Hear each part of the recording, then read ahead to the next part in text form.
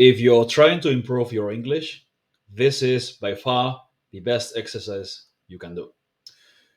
Disclaimer: this is not the only thing you should do because it doesn't work your pronunciation. So you should do a lot of listening as well, and ideally also shadowing. But when it comes to fluency and uh, accuracy, precision, meaning speaking with correct grammar and correct vocabulary and making the least amount of mistakes possible, this exercise is the best one. It will fix most of your mistakes, grammar mistakes, whatever, tenses, vocabulary, anything. Yeah, it's very simple. Basically, what we need is this beautiful list of sentences, really long list of sentences. I've got 15,000 here. You could use any other bilingual text, but I like this because it's got basically every all the vocabulary that you need for conversation, all the basic vocabulary, and all the basic grammar. Well, all the grammar basically is here. The grammar that you need for conversation is included. I recommend starting with your language islands first because those are sentences that are the most relevant for you. And those will be the ones, the most important sentences, basically. If you learn those, you'll be able to speak pretty well in most situations. But you need more as well, a longer list of sentences that are not as useful, but that are necessary. Because at some point, you'll have to understand those sentences or that vocabulary eventually. So you should learn those as well. But basically, what you need to do is take a long list of sentences in English, your native language. Well, this is not exactly my native language, but I guess most of you will understand Spanish, and I'm native level Spanish, so even if it's not my mother tongue.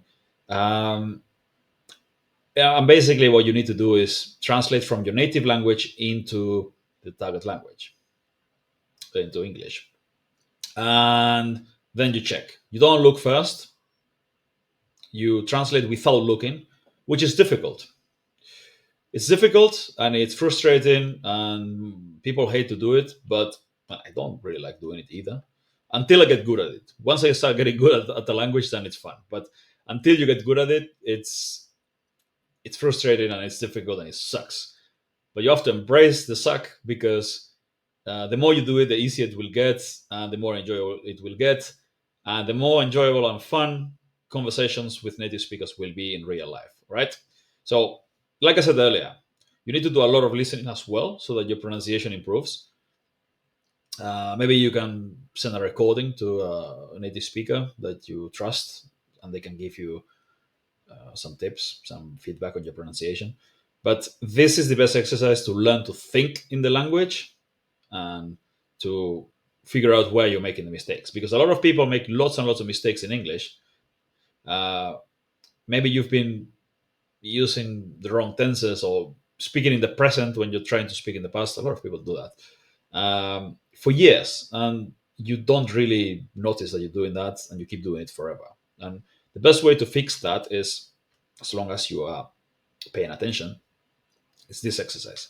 Basically, you read the sentences, you try to say it in English, and then you check.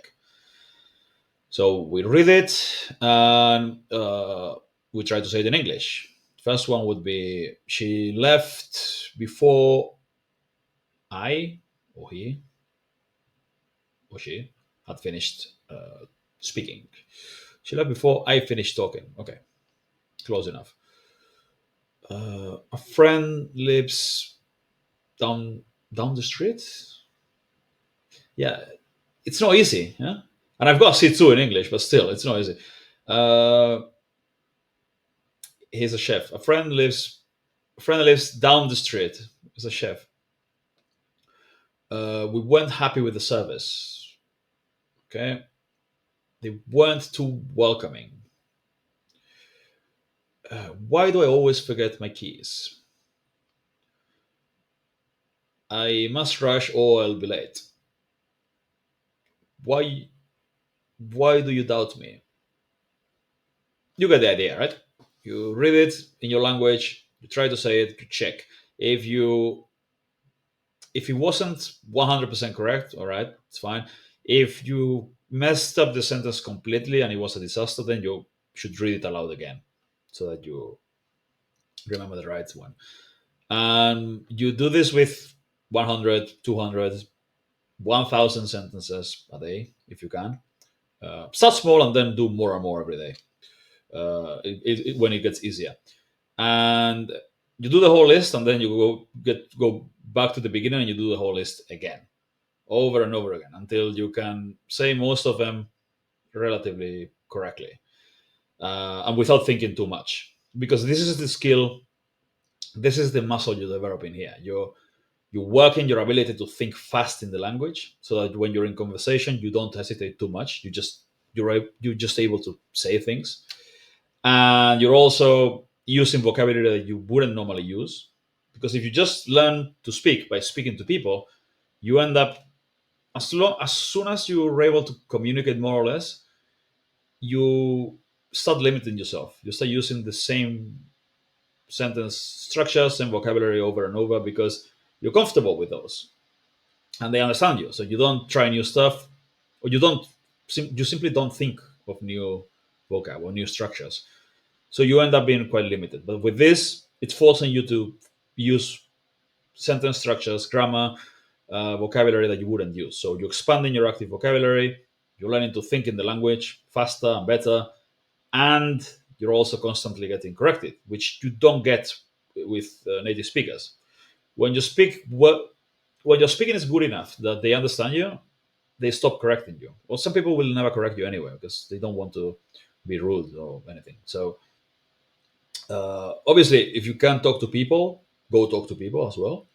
But if you do this daily before you talk to people, I guarantee that in a matter of weeks, not even months, in a matter of weeks, you'll notice that your speaking gets way better just by doing this. Right? So this is not how I improved my English because I didn't know about this back then. But if I had to learn English now from scratch, I would be doing this all day, every day, right?